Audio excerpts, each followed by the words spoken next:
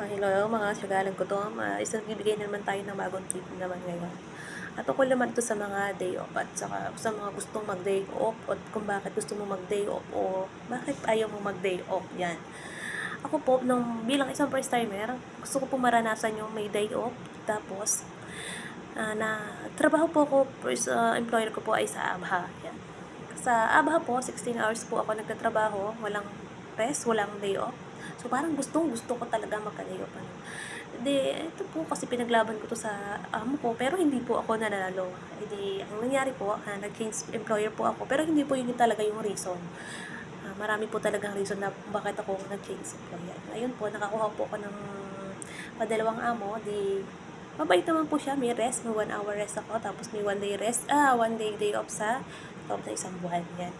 Bali gusto ko po talaga magka-day off kasi gusto ko ma-relax yung katawan ko, ipahinga natin yung katawan natin. Pero mas gusto ko talaga lumabas din, kung gano'n, Pero sa ngayon po, napag-isip-isip ko talaga na hindi naman pala talaga maganda talaga magdi-day off ka rin sa labas kasi problema natin pera, number one.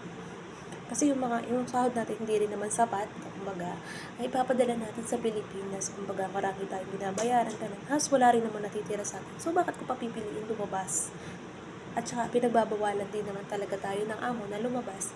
Tsaka, hindi naman sa pinagbabawalan tayo ng amo ay hinihigpitan talaga nila tayo kasi mahirap po dito talaga sa Saudi. Marami pong nawawala, kumbaga, so saan na napunta, papaalam na ganito, lalabas, day off, syempre yung ganun. Pero po mga amo na talaga hindi po papayag na lumalabas kang mag-isa. Tulad po ng amo ko, ayaw po ako palabasin dito na mag-isa. Kumbaga, magpapaalam pa po ako kung saan ako pupunta. At ang number one rules niya talaga ay come and go. Yan po yung gusto talaga ng aking amo.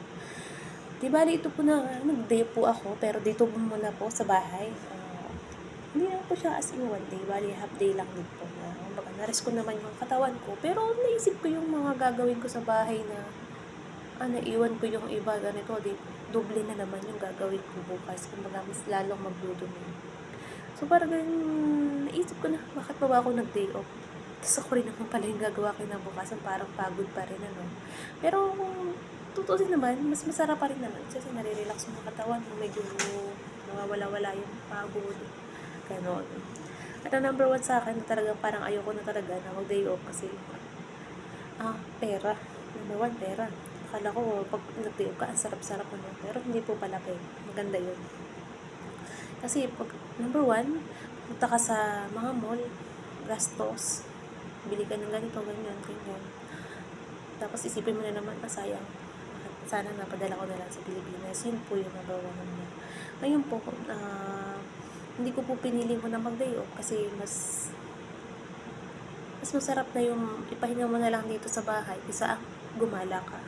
Ganun. Tapos problema mo din na talaga pera. So, yun lang po yung maibabahagi ko sa inyo, mga kabs, mga siyagalang ko to. Subscribe na lang po yung ating video and follow. Thank you. Like and share. Yun lang po.